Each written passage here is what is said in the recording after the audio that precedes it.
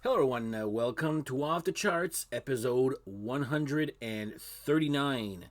Before we start off, thank you again for liking and subscribing. Please keep it up. Hit that like button and tell your friends. Today's episode, I'll be doing reminiscing of the past 5, 6 years. I've been collecting vinyl like a lot. So so I started collecting vinyl at least a good 5 years ago, very seriously. So today I'll be, and of course I've been having a great time, having fun, meeting lots of people, talking about different albums. Some I may have heard of, some I may not have heard of. So this is the point of today's episode, which is albums I bought specifically on vinyl, which I had not bought back when I was a teenager for whatever reason. I didn't also, and of course, not just when I was a teenager, like after when the vinyl came down, I started buying CDs and all that. Well, I bought a lot of these bands I didn't at the time on CD. So those are not, I'm not counting those. So there's the bands that I usually love that everybody should know about by now. The bands also I bought on CD back in the day, also, I guess the 90s, 2000s. Since I loved so much the 90s, I went and bought a whole bunch of those 80s hair metal bands on CD at the time, discovering some there. So now, I guess it's part three in a way. It's part one of this type of episode, but step three, I should say, where I've been buying strictly vinyl. I haven't bought a CD in over 5 years, if not six. So bands maybe I knew about them, maybe I didn't know about them. For some reason, I didn't buy them at the time. We'll discuss why. Do I like the product? Yes or no? We'll see. We'll see where this goes here. So this will be part one because I've dug up 10 albums slash bands and I was like, okay, I need to do a part two of this here. So we'll start off with part one. So first off, let's have a toast to you guys. There we go. All right. So this is alphabetically because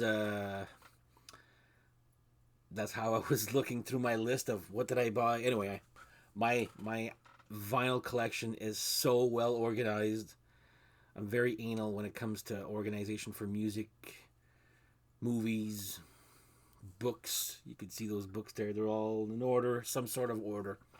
I know exactly where everything is. If you ever need, say, I need this album by this band, I know exactly where to go get it. So anyway, album number one, I'm going to go with Babylon AD. Now, again, never had a CD or a cassette of Babylon AD back in the day. Although, if you've watched my channel in the past, you know of my love for the song and video Bang Go the Bells. Now, I absolutely love that song Bang Go the Bells. But for some reason, I don't know why, I never bought the album. So you know what? As an adult with a little bit more money, I guess than I have now, than I guess when I was a stupid little teen working part time, So I bought the first Babylon AD. Yeah, Bang Go the Bells. I friggin' love this song here. Hammer Swings Down. Forget the Back in Babylon. But yeah, you know what? This is a band I will probably investigate even more, like maybe get some more. Sorry. Still going. Still got this little cough from that cold, but as you can see, my energy is a lot better. So yeah, I'm not sure how many albums they have there, but I would probably venture on getting some more from these guys. Not sure why I didn't buy it at the time. We all knew about it, especially with that video Bango the Bells. Trust me, I told everybody in high school the next day, did you guys see that video? That chick is hot, blah, blah. Song was very good too, by the way. But I have some friends that had this album. I just, for myself, I knew of the song, a couple of songs, thanks to YouTube. So, anyway, first up is Babylon AD.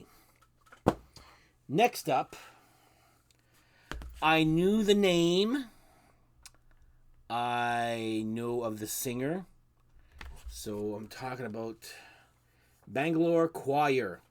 Now, this is David Reese. This guy right here. He's the one that sings on that one Accept album that a lot of people are divided on. Either you love it or you hate it. That when Accept went hair metal pretty much there. But I know that after that, he went and formed Bangalore Choir. I remember my friend Steph saying, oh yeah, Bangalore Choir. Never, I heard the name as an echo, pretty much. That's it. And then, fast forward 20, 30 years now, on YouTube, I see my friend Steve posting this album, and I'm like, whoa, that album cover looks like something I would love, especially for my sexist album covers. And you know what? This album is actually freaking good. I was actually surprised at how good this was here. So Bangalore Choir on Target. I think they have a second one. Not sure. A lot farther down. Now, did this come before or after Accept? I think this came after Accept. But yeah, there's another album. I think it's a lot later in the game there. It's the picture of David Reese on the cover with brown hair, and he looks terrible, to be honest there. But yeah, like 1991. What year was the Babylon AD? 89, yeah. This is a little bit later on in the game. 1991. But yeah, I was actually surprised that this was available on vinyl. And I actually like this album. Would I get more not Babylon AD. Bangalore Choir. If the price is right. Let me put it that way. But yeah, Bangalore Choir on Target. This was actually very surprisingly very good. So, but again, not sure. I did not know anything about these guys. The name, I knew the name. That's about it. Oh, and who the singer was.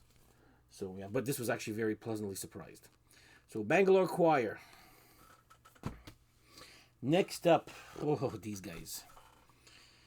Okay, I knew the name. I knew the one song. So, Bang Tango, Psycho Cafe. A lot of people love these guys, and I can't stand that guy's voice. Like, it's musically they're great. Like, it's actually a breath of fresh air. I think the music is great there, but that guy's voice, Joe Lestat, I was like, it gets annoying. Let me put it that way here. So, but I never bought this at the time. I saw the video. I don't even think I saw the video. But apparently this was huge. This went gold back in 1989 also. What is up with 1989 and me not buying albums, huh? I was set in my ways back then. I was like, I'm just buying what I want. And anyway.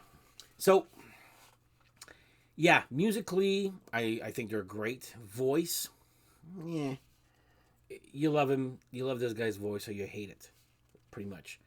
But their second album, Dancing on Coals, is on my wish list in Discogs. So I'll say that. I am curious. But when this came out, I had no interest at all. I'm not even sure if I saw the video. Then I bought those greatest hits. What the hell was that? It was a compilation. It was called Youth Gone Wild. And you had it was 4 CDs. And you had one song and one band one band had one shot. And sure enough, these guys were on it with Someone Like You. Which, the chorus is great, but it's like, he goes up this high pitched voice, and then I was like, I don't know. There's something about that guy's voice that just, and of course these guys have a what the hell, Attack of Life. It's a YouTube documentary. These guys have a documentary made about them. I was like, okay, it's interesting. Let me put it that way. No, sorry, it's actually very good. But to say that this was like the best thing since tits there at the time there, I was like, to each his own there. But like I said, I am curious. I do have the second one on my wish list, so maybe one day I will press buy. So, Bang Tango, meh, they're good. They're decent. All right. Next up, Baton Rouge or Baton Rouge, as we say in French. No, it's not the. So I was actually not aware of this album. This actually came out last year as a reissue from Real Gone Music. Thank you, Real Gone Music. But I was only aware of their second one, something on a playground. It's a white album with. So when I first started a job with, I guess, with Bell back in '99, a guy just gave me back in the let me burn you a CD of this band here. So anyway,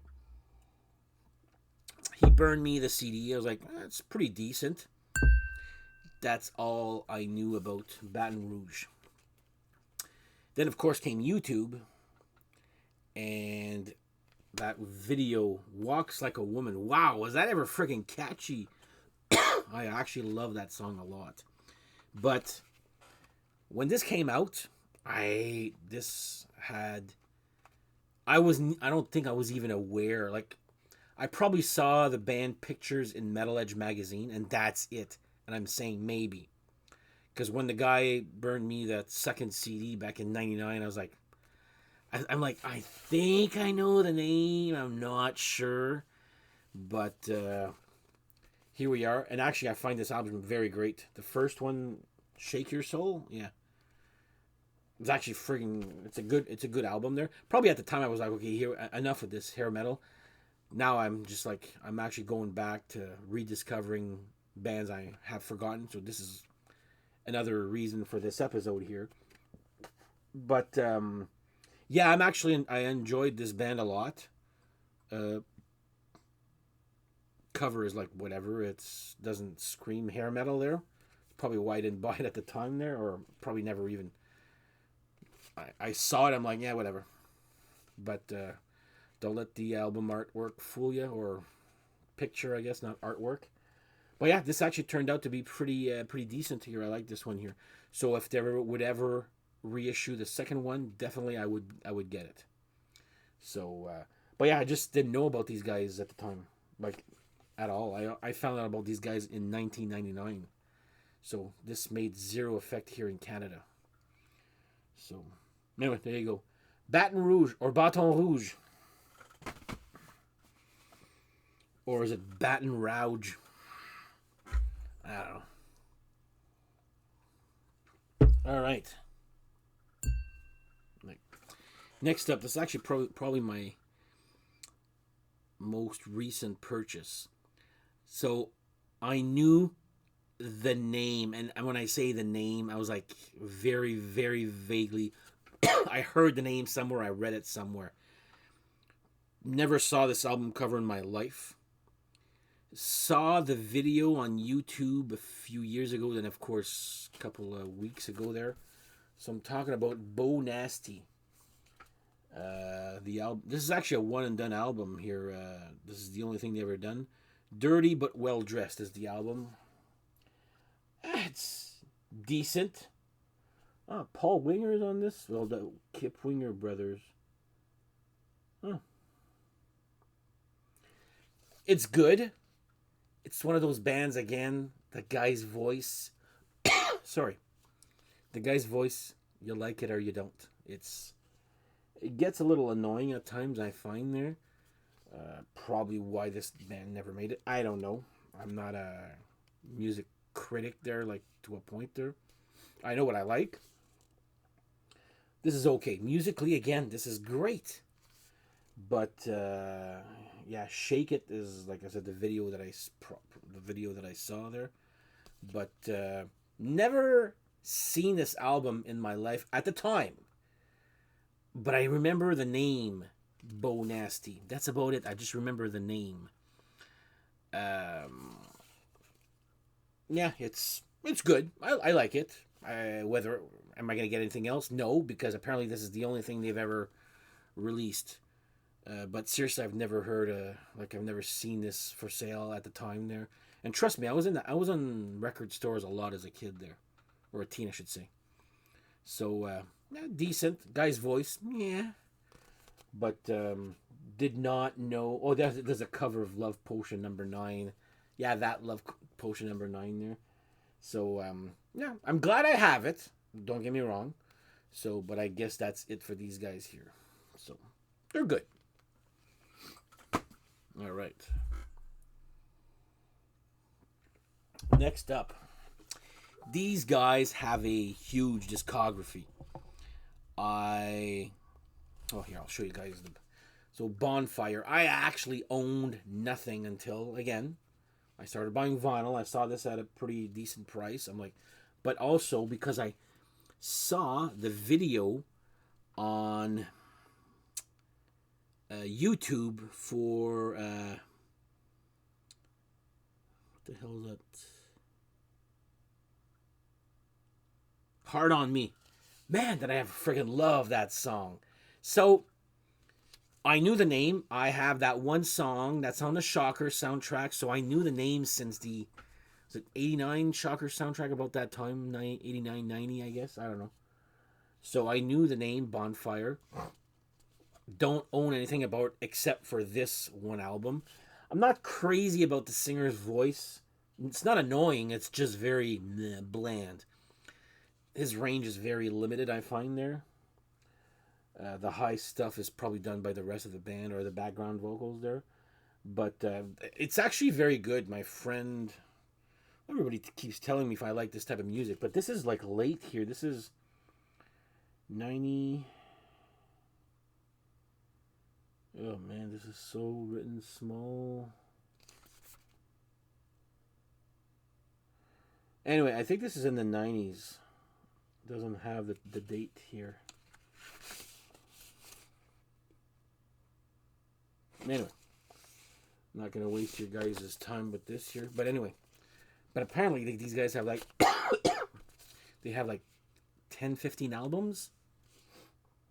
Should I... I'm thinking of getting the Bonfire collection eventually. Not in a huge rush because of just how many albums they have. But yeah, I like this album. I'm like, there's no wow, I really need, like, there's some band you discover, you're like, I really need to complete that discography. This one, I'm not in a rush, but I'm not saying no. I'm like saying yeah. But I knew of them, just never got anything until like a couple of years ago when I got this one just because of Hard on Me. I saw on YouTube, which I friggin' love. Like, I really love that song. But then I heard some stuff live, and I was like, that singer, I'm not sure, man. I think they have a new singer anyway now. But anyway, Bonfire from, I guess they're from Europe, Germany, I don't know.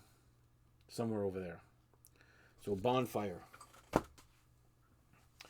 Next up, oh my God. I think this is also a one and done band. Company of Wolves. Blues, hard rock. I guess this is like 90. So kind of where the hair metal was changing a little bit more there. This is good. Again, I knew the name. I knew the poster. I knew the logo. I don't think I've ever heard a song from them, but I saw this for sale and I'm like, really cheap price, like, and super good condition too. It was like, you know what, this for the price is actually friggin' worth it just to try it out, even if I have never heard a song. But I knew the name. Again, even the logo, even this album cover, I remember seeing the ads for it, but nothing was saying to me, please buy me. But yeah, it's actually fairly decent. But I think this is only I think this is a one and done band or album. They might have a second one. I remember reading it when I got this. Not 100% certain. But would I be getting something else from this band? No, probably not. This was again. This is not that it was bad. It was good. Not my type of. This is like when hair metal was kind of going in blue. Feel like Badlands, I guess maybe like not talent wise, but mood wise, blues, hard rock. There, I guess maybe they don't sound like Badlands. Don't get me wrong there, but it's like that. I remember. Okay, the first song I thought Copperhead Road by Steve Earle. This is what this reminded me of. Maybe not Badlands is a bad example there. Copperhead Road by Steve Earle. It's that type of hard rock. So I remember like, oh yeah, that sounds like Steve Earle. So anyway, Company of Wolves. Would I get something else? No, probably not. But I'm glad I have this. All right, this one. Apparently they have a few. Okay, well, first of all, there's a little story from. So Disneyland After Dark. If you've never heard this name, you might know them as DAD, DAD. As in, there was a video on the Power Hour that they kept playing over and over, Sleeping My Day Away. Nobody that I know, I remember, like, everybody that I talked to loved that song, Sleeping My Day Away. We used to tape videos at the time, and I friggin' remember the bass player only having 2 strings on his bass guitar. I was like, what the hell is that? That makes no sense. So this album has 2 album covers. Disneyland After Dark, and of course a little bit later on they were called DAD. So this is the version before Disney, I guess, got mad at like, no, you're not going to use the word Disneyland in your band title here. So there's a few album. This is the version with Disneyland After Dark. There's also a version with just DAD, so Dad, you know. I think they have like 6, 7 albums. 4 or 5 for sure, I think. Would I get more from these guys? Probably not. It's not that this is not good. It's like it's good. There's no, apart from, nothing is as good as Sleeping My Day Away. I found on like very good album to listen to. Don't get me wrong there. That's about it. You know, like it's there. It's good. Do I need to get any more of these guys? Maybe. Well, like I said, I've heard Riskin' It All, and that is a great album from them there. So again, if I find it, but I'm not gonna go out of my way to find something else from these guys. We'll see. It's anyway. I'm glad I have it, and I'm glad I have this version also before. And of course, I knew the name. I knew these guys. We had that video. I think I know more about that one song that they showed on the Power Hour than the album itself. I don't even think I've seen this album for sale, but I remember that video, man. We friggin' love that song. So, anyway, Disneyland After that. Dak. Fucking my friggin' from Tennessee now. Disneyland After Dark. No Fuel Left for the Pilgrims is the album. I was told, when I posted this, I post Vinyl of the Day on my Instagram also, and someone said, yeah, Riskin' It All is actually a good album too, so maybe one day. I'm not in a rush, let me put it that way. But I'd like to complete my collections. You guys know me, I try to get all, if I have one album from somebody, must have all the others. So, gotta keep my palate there because this cold was, no, this is actually, let me do this one here first. So I saw this out, and I think at the time it came out, I may have seen this album art, and I'll tell you why I bought it. I saw this on Steve's channel episode one time. I guess he was doing an episode on the top 5 best hair metal albums according to some website. Then I guess he showed all the albums, and then he picked his own. And of course, the website had chosen this as one of the best hair metal albums of all time, Harlow. Now, this it's vaguely familiar. But when I saw that, I'm like, who the fuck is Harlow? Like, I don't know anything about this. So I read up on it. Well, I think even Steve had mentioned on his channel. So the reason I bought this is because it features not that girl singer, but Tommy Thayer from Black and Blue and now Kiss. So I'm like, well, I'm trying to get everything Kiss related to a point. But yeah, like Harlow, I was like, I've never heard of this. I seen the video. The video is great. Does it match the rest of the album? Not one, not even close. The album's decent, but it just there's that one. What the hell is that? Chain Reactions are such a great song. Then it just goes downhill from there. So again, vaguely familiar when this came out. Don't remember this in stores at all, but this is 1990. It doesn't say some. It was in the 90s. Oh my god, this is 1990. There you go. So the only reason I bought this is because of Tommy Thayer from Black and Blue and Kiss. So, and there's a bass player. What the hell was his name? Anyway, he was Alice Cooper's bass player back in the. Alice came out with that live album. Is it A Fistful of Alice with that one extra song there? What the hell was that song called too? Anyway, he's on a wall. It's recording Sammy Hagar's Cabo Wabo. So I think that's the bass player. Something Jensen? Anyway, he's in this. You know what? Let's just go look. Chris Jensen, I'm going to say. Todd Jensen, there you go. No, Pat Regan? No, I can't. No. Anyway. Harlow. Decent. I think it's just a one and done album, one and done band anyway. This is back when. I don't find this to be very hair metal-ish there, but it's got some traits of hair metal in it there. So Harlow, I think it's just called Harlow, is it? Yeah. Anyway. And last, these guys will be featured in a future episode coming soon. So actually, I read often Martin Popoff's book. Jesus, I can't fucking talk.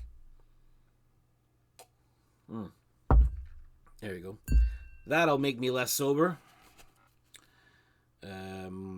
So yeah, Martin Popoff was saying that, these guys were. I'm gonna save that for that episode there, but I'm talking about Heavy Pettin'. So these guys have 3 albums. I'll be talking about in my revisiting forgotten bands there. They have 3 albums. I did talk about the first album with Steve on his channel regarding bands with album covers from different. Like I have an album cover that he has that he doesn't have, but I have a Canadian version. Anyway, pretty interesting stuff there. So Heavy Pettin' there. I have all their 3 albums now. I'll discuss these guys in my future. It's coming very soon. Let me put it that way. In the next week or 2. Let me put it that way. There you go. So, but yeah. If you like your Def Leppard back in the On Through the Night, High and Dry, and maybe even Pyromania to a point there. Yeah, these guys sound exactly like that. With different degrees of success there. So, never even heard of this back in the day. I only found out about this from Martin Popoff's book, the book that has every 70s, 80s. I bought like by decade there. I've shown you guys these books there. But anyway, they had this picture. I was like, never heard of this band until I got that book, which was in the 90s.